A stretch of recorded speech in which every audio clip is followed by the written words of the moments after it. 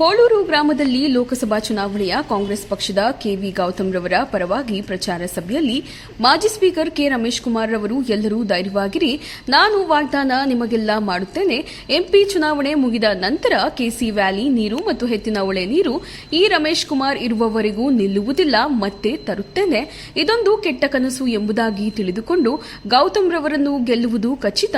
ಈ ಸಮಯದಲ್ಲಿ DCC bank ಮಹಾನುಭಾವ ರಾತ್ರಿ ರಾಜಕಾರಣ ಮಾಡುವುದಲ್ಲ, ಧೈರ್ಯ ಇದ್ರೆ ನನ್ನ ಮುಂದೆ ಬಂದು ಮಾತನಾಡಲಿ. ನನ್ನೆದುರು ನಿಂತು ಪರಾಕ್ರಮ ತೋರಿಸುವುದು ಆತನ ಎಲ್ಲಿಗಿಂತ ಮೇಧಾವಿ ಮಹಾನುಭಾವ ನಮ್ಮೆಲ್ಲ ನುಂಗಿಬಿಡುತ್ತಾನೆ. ಪಕ್ಕದಲ್ಲಿ ಕೂತು ಹೇಳುವ ವೇದಾಂತ ಅವರ ಭವಿಷ್ಯ ಏನು ಎಂಬುದು ತೋರಿಸುತ್ತೇನೆ ಎಂಬುದಾಗಿ ತಿಳಿಸಿದರು. ಈ ಸಂದರ್ಭದಲ್ಲಿ ಮಾಜಿ ಗ್ರಾಮ ಪಂಚಾಯಿತಿ ಅಧ್ಯಕ್ಷರು ನುಕ್ಕನಹಳ್ಳಿ ಶ್ರೀನಿವಾಸ್ ರವರು ಮಾತನಾಡಿ, ವಿರೋಧ ಪಕ್ಷಗಳ ಬರೀ ಸುಳ್ಳು ಮಾಹಿತಿ ಸುರಿಮಳೆ ಸುರಿಸಿದ್ದಾರೆ. 10 ವರ್ಷದಲ್ಲಿ ಬೂಟಾಟಿಕೆ ಕಾರ್ಯಕ್ರಮ ನಡೆಸುತ್ತಿದ್ದಾರೆ. ಈಗಲಾದರೂ ನಮ್ಮ ರಮೇಶ್ ಕುಮಾರ್ ಅವರ ಕೈ ಬಲಪಡಿಸಬೇಕು. ಲೋಕಸಭಾ ಚುನಾವಣೆ ಗೌತಮ್ ರವರನ್ನು ಗೆಲ್ಲಿಸಬೇಕು. ಕಾಂಗ್ರೆಸ್ ಪ್ರಣಾಳಿಕೆ ಬಗ್ಗೆ ಅಂಬರೀಶ್ ಅವರು ತಿಳಿಸಿದರು. ಈ ಸಂದರ್ಭದಲ್ಲಿ ಈ ಭಾಗದ ಹಿರಿಯರು ಬೆಟ್ಟಪ್ಪರವರು ಮಾತನಾಡಿ, ಅಧಿಕಾರದ ಅವಧಿಯಲ್ಲಿ ಮಾಡುವ ಕೆಲಸಗಳು ಹೇಳಲು ಸಾಧ್ಯವಿಲ್ಲ. ರೈತಾಪಿ ಜನರಿಗೋಸ್ಕರ ಕೆಸಿ ವ್ಯಾಲಿ ನೀರು, ಆರೋಗ್ಯದ ಹಿತದೃಷ್ಟಿ, ಶುದ್ಧ ನೀರು ಘಟಕಗಳು, ಕೋಟ್ಯಾಂತರ ಹಣ ಸಂಘಗಳ ಹಣ ಬಿಡುಗಡೆ, ಇಡೀ ಕ್ಷೇತ್ರದ ರಸ್ತೆಗಳ ಅಭಿವೃದ್ಧಿ, ಸಮುದಾಯ ಭವನಗಳ, ಅಂಬೇಡ್ಕರ್ ಭವನಗಳು, ಎಲ್ಲ ರೈತರ ಪರ ನೀರಿನ ವ್ಯವಸ್ಥೆ ಮಾಡಿದೆ. ಹೀಗೆ ಹಲವಾರು ಸಲಹೆಗಳು ತಿಳಿಸಿದ್ರು. ಈ ಸಂದರ್ಭದಲ್ಲಿ ಎಂಎಲ್ಸಿ ಅನಿಲ್ ಕುಮಾರ್ ಅವರು ಮಾತನಾಡಿ, ಮಾಜಿ ಸ್ಪೀಕರ್ ರಮೇಶ್ ಕುಮಾರ್ ಅವರು ತಾಲೂಕು ವ್ಯಾಪ್ತಿಯ ದೊಡ್ಡ ಮಟ್ಟದ ಸಭೆ ಮಾಡಿ ಕಾಂಗ್ರೆಸ್ ಪಕ್ಷದ ಅಭಿವೃದ್ಧಿಯ ಬಗ್ಗೆ ಸಲಹೆಗಳು ವಿವರವಾಗಿ ತಿಳಿಸಿದ್ರು. ಈ ಸಂದರ್ಭದಲ್ಲಿ ಮಾಜಿ ಸ್ಪೀಕರ್ ರಮೇಶ್ ಕುಮಾರ್ ಅವರು ಮಾತನಾಡಿ, ಎಲ್ಲಾ ಜಾತಿಗಳಿದ್ದರೆ ಅದಕ್ಕೆ ಸಮಾಜ ಎನ್ನುತ್ತಾರೆ. ನನ್ನ ಟೈಮ್ಗೆ ಕಾಯುತ್ತಿದ್ದೇನೆ. ನಮಗೆ ಕೊಟ್ಟ ಒಪ್ಪಂದ ಪ್ರಕಾರ ನೀರು ಸರಬರಾಜು ಮಾಡಬೇಕು. ರೈತಾಪಿ ಜನರು ನೀರಿಗಾಗಿ ನನ್ನ ಹೋರಾಟ. ಸುಪ್ರೀಂ ಕೋರ್ಟ್ ಹೋಗಿದ್ದೆ, ಆಗ ನಾನು ಯಾವ ಜಾತಿ ಆಗಿರುತ್ತೇನೆ ಗೊತ್ತಾ? ಮತ್ತೆ ನೀರಿಗಾಗಿ ನನ್ನ ಸ್ವರೂಪ ಯಾವ ರೀತಿಯ ಎಂಬುದು ನೋಡಿ.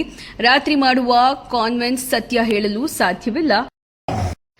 ರಾತ್ರಿ ಮಾಡುವ ಕ್ಯಾನ್ವಾಸ್ ಸತ್ಯ ಹೇಳಲು ಸಾಧ್ಯವಿಲ್ಲ. ನನ್ನ ರಾಜಕೀಯ ನೇರವಾಗಿ ಮಾಡುತ್ತೇನೆ. ನನಗೆ ದೇವರ ಕರುಣೆ ಇದ್ದರೆ ಸಾಕು, ಮತ್ತೆ ನಿಮ್ಮ ಅನಿಸಿಕೆಗಳು ನೆರವೇರಿಸುತ್ತೇನೆ ಎಂಬುದಾಗಿ ಸಂದರ್ಭದಲ್ಲಿ ತಿಳಿಸಿದರು. ಈ ಸಂದರ್ಭದಲ್ಲಿ ಸಭೆಗೆ ಗೌರವಾನ್ವಿತ ಅಧ್ಯಕ್ಷರು, ಮಾಜಿ ಜಿಲ್ಲಾ ಪಂಚಾಯಿತಿ ಸದಸ್ಯರು ಮ್ಯಾಕಲ ನಾರಾಯಣಸ್ವಾಮಿ, ಕೆಕೆ ಮಂಜುನಾಥ್ ರೆಡ್ಡಿ, ಹೊಳೂರು ಹಿರಿಯರು ನಾರಾಯಣಸ್ವಾಮಿ ಹಾಗೂ ಈ ಭಾಗದ ಎಲ್ಲಾ ಮುಖಂಡರು, ಹಿರಿಯರು, ಸುತ್ತಮುತ್ತ ಗ್ರಾಮಗಳ ಅಭಿಮಾನಿಗಳು, ಈ ಭಾಗದ ಜನರ ವಿಶ್ವಾಸ ಗಳಿಸಿದ ಬೆಟ್ಟಪ್ಪ, ನುಕ್ಕನಹಳ್ಳಿ ಸಮಾಜ ಸೇವಕರು, ಶ್ರೀನಿವಾಸ್ ರವರು, ಗ್ರಾಮ ಪಂಚಾಯಿತಿ ಉಪಾಧ್ಯಕ್ಷರು ಉಮಾದೇವಿ ಮೇಡಂ ರವರು ಉಪಸ್ಥಿತರಿದ್ದರು. ధైర్యంగా ఉండండి. మీ ఆదిగా అందరికీ నేను హామీ ఇస్తా ఉన్నాను. ఎత్తినోళ్ళ నీళ్లు నిలిపేదానికిలా, కేసీ వ్యాలీ నీళ్లు నిలిపేదానికిలా, ఇదొక చెడ్డ కళ. గౌతమ్ని గెలిపించుకుందాము. ఆయన పెద్ద మనిషి 2 నిమిషాలు ఆయన మాట చెప్పకపోతే బేజారు. మోదీ మనకి ఇట్లా పుణ్యాత్ముడు, మనం ఎప్పుడు చచ్చిపోతాయేమో తెలీదు. మళ్ళా పుడతాడో పుట్టడం మన అదృష్టం. ఆయన ఇప్పుడు మనం కనలేదు. ఎవడయ్యా డీజిల్లో పెట్రోల్ 100 రూపాయలకి ఎక్కించినాడు? ఒకడున్నాడనయ్యా. నెహ్రూ ఉండా, ఇందిరాగాంధీ ఉండా, మన్మోహన్ సింగ్ ఉండా, నరసింహరావు ఉండా, దేవగౌడు ఉండా. ఎవరికి తాతగల 100 రూపాయలు చేసిన లేదా బయట?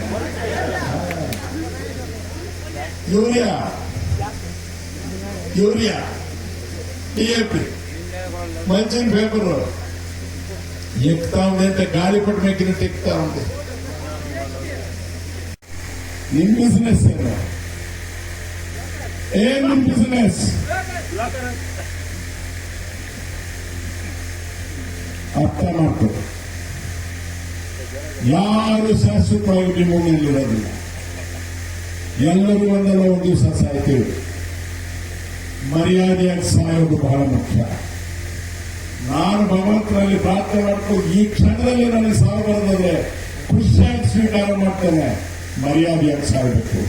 ಮೋಸಗಾರನಾಗಿ ಸಾಯಬಾರ್ದು, ದ್ರೋಹಿಯಾಗಿ ಸಾಯಬಾರ್ದು, ಜನರಿಗೆ ಅನ್ಯಾಯ ಮಾಡಿದವನಾಗಿ ಸಾಯಬಾರ್ದು, ಕುಟುಂಬಗಳನ್ನು ತೆಗೆದವನಾಗಿ ಸಾಯಬಾರ್ದು, ಲಂಚಗೆಟ್ಟವನಾಗಿ ಸಾಯಬಾರ್ದು, ನೀತಿಗೆಟ್ಟವನಾಗಿ ಬದುಕಬಾರ್ದು. ಇದು ನನ್ನ ಜೀವನ, ಇದು ನನ್ನ ಆದರ್ಶ. ಸಮುದಾಯ ಭವನ ಕಟ್ಟಿಸಿದ್ವಿ. ಯಾಕೆ ಸಮುದಾಯ ಭವನ? ಯಾರಿಗೆ ಕಟ್ತೀವಿ? ಸಮುದಾಯ ಭವನ.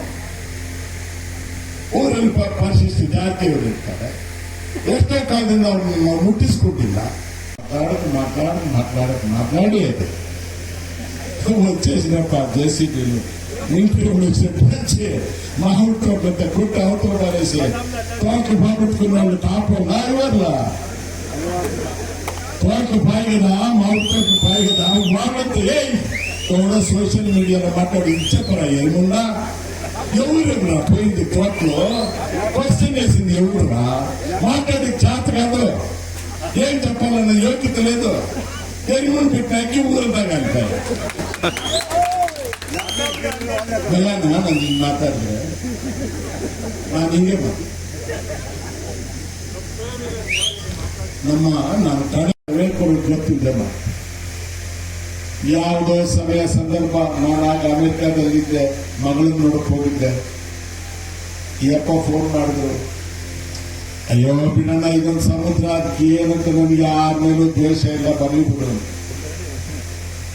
ಕರ್ಕೊಂಡ್ಬಂದ್ರು ಅವನು ಯಾರಿಗೋ ದೊಡ್ಡ ಮನುಷ್ಯನ ಕತ್ತಿದ್ವಿ, ಪಟ್ಟಾಭಿಷೇಕನ ಮಾಡ್ಕೊಂಡು ಅವನು ನಮ್ಮಿಬ್ಬರನ್ನ ನುಗ್ಗ ಹಾಕೊಂಡು ಬಂದ್ಬಿಟ್ಟ. ಏನು ನಿಲ್ಲದೆ ಇದ್ದು ಮೊದಲು ಈ ಜಿಲ್ಲೆ ಒಳಗೆ ಯಾರು ಬದುಕೇ ಇರಲಿಲ್ಲ. ಇವನು ಲಿಂಗಾರೆಡ್ಡಿ ಅವರು, ಚೆನ್ನೈನವರು, ಎಂ ವಿ ಕೃಷ್ಣಪ್ಪನವರು, ಕೆ ಸಿ ರೆಡ್ಡಿ ಅವರು, ನಾರಾಯಣ ಗೌಡ, ಇವರೆಲ್ಲರಿಗಿಂತ ದೊಡ್ಡ ಮನುಷ್ಯ. ನೀವು ಹೋಗ್ಲಿ ತಾನೇ ಹಾಕಿದವರು ಸರಿ. ಮತ್ತೆ ನಾಡಿದ್ದು ಸಾಯಂಕಾಲದವರೆಗೆ ಟೈಮ್ ಇದೆ, ಒಬ್ಬರೇ ಬರ್ತೀನಿ, ದಮ್ಮಿದ್ರೆ ಕರಿ ಮಾತಾಡು. ನಾವೇನು ಡಿಸಿಸಿ ಬ್ಯಾಂಕ್ ಕಟ್ಟದ, ಯಾವನ ಹಣ ತಂದ್ಕೊಟ್ಟ, ಏನಾಗಿತ್ತು ಡಿಸಿಸಿ ಬ್ಯಾಂಕ್ ಕತೆ? ನೀನು ಡಿಸಿಸಿ ಬ್ಯಾಂಕ್ ಅಲ್ಲಿ ಹುತ್ತದನ್ನು ಹಾವು ಸೇರಿದಂಗೆ ಸೇರಿ ನೀನೇನೇನ್ ಮಾಡಿದ್ಯಾ ಎಳೆಯಾಗಿ ಬಿಡಿಸಿ ನಿನ್ನ ಮುಖಕ್ಕೆ ಹೇಳ್ತೇನೆ. ನಿನ್ನ ಯೋಗ್ಯತೆ ಏನು? ಸ್ನಾನ ಮಾಡೋರು, ತೊಳ್ಕೊಳ್ಳೋರು, ಇದೆಲ್ಲ ಎಲ್ಲಿ ಹೋಗುತ್ತೆ ನೀರು? ಎಲ್ಲ ನೀರು ಹೊರಟೋಗ್ತಾ ಇತ್ತು. ಯಾರೋ ಪುಣ್ಯಾತ್ಮರು ಸಲಹೆ ಕೊಟ್ಟ ಮೇಲೆ ಇದು ಕೈಗಾರಿಕೆ ನೀರೆಲ್ಲ ಮನೆ ಒಳಗೆ ಉಪಯೋಗಿಸಿದ ನೀರು. ನಿಮ್ಮ ಮನೆ ಒಳಗೆ ನೀರು ಬಚ್ಚಲಮನೆಯಿಂದ ಎಲ್ಲಿಗೋಗುತ್ತೆ? ಪಕ್ಷ ರಹಿತವಾಗಿ, ಜಾತಿ ರಹಿತವಾಗಿ, ಧರ್ಮ ರಹಿತವಾಗಿ ಕರ್ನಾಟಕ ರಾಜ್ಯದ ಪ್ರತಿ ಕುಟುಂಬಕ್ಕೂ ಪ್ರತಿಯೊಬ್ಬರಿಗೂ ಕೂಡ ಈ 5 ಯೋಜನೆಗಳನ್ನ ಅತ್ಯಂತ ಯಶಸ್ವಿಯಾಗಿ ತಲುಪಿಸಿದ್ದಾರೆ. ಇವತ್ತು ಕೇಂದ್ರದಲ್ಲಿ ಸನ್ಮಾನ್ಯ ಮಲ್ಲಿಕಾರ್ಜುನ್ ಖರ್ಗೆ ಅವರು ಮತ್ತು ರಾಹುಲ್ ಗಾಂಧಿ ಅವರು ಕರ್ನಾಟಕ ರಾಜ್ಯವನ್ನು ಮಾದರಿಯಾಗಿ ತೆಗೆದುಕೊಂಡು ಇವತ್ತು ಒಂದು ರಾಜ್ಯದಲ್ಲಿ ಒಂದು ರಾಜ್ಯ ಸರ್ಕಾರ ಸಿದ್ದರಾಮಯ್ಯ ಮಾಡದೇ ಆದ್ರೆ ಕೇಂದ್ರದಲ್ಲಿ ಕೇಂದ್ರ ಸರ್ಕಾರ ಕೂಡ ಯಾಕೆ ಮಾಡಬಾರ್ದು ಅಂತಕ್ಕಂಥ ಆಲೋಚನೆಯಿಂದ ಇವತ್ತು ಕೇಂದ್ರದಲ್ಲಿ ಕೂಡ ಕಾಂಗ್ರೆಸ್ ಪಕ್ಷ ಅಧಿಕಾರಕ್ಕೆ ಬಂದ್ರೆ ಅಂದ್ರೆ ನಮ್ಮ ಎಂಪಿಯನ್ನು ನೀವು ಗೆಲ್ಲಿಸ್ಕೊಟ್ರೆ 5 ಯೋಜನೆಗಳನ್ನ ಅವರು ಕೂಡ ಪಂಚ ಗ್ಯಾರಂಟಿಯನ್ನ ಘೋಷಣೆ ಮಾಡಿದ್ದಾರೆ. ಇದು ಆ ಪಂಚ ಗ್ಯಾರಂಟಿ, ಇದಕ್ಕೂ ಕೂಡ ಸೈನ್ ಮಾಡಿದ್ದಾರೆ ಮಲ್ಲಿಕಾರ್ಜುನ್ ಖರ್ಗೆ ಅವರು, ರಾಹುಲ್ ಗಾಂಧಿ.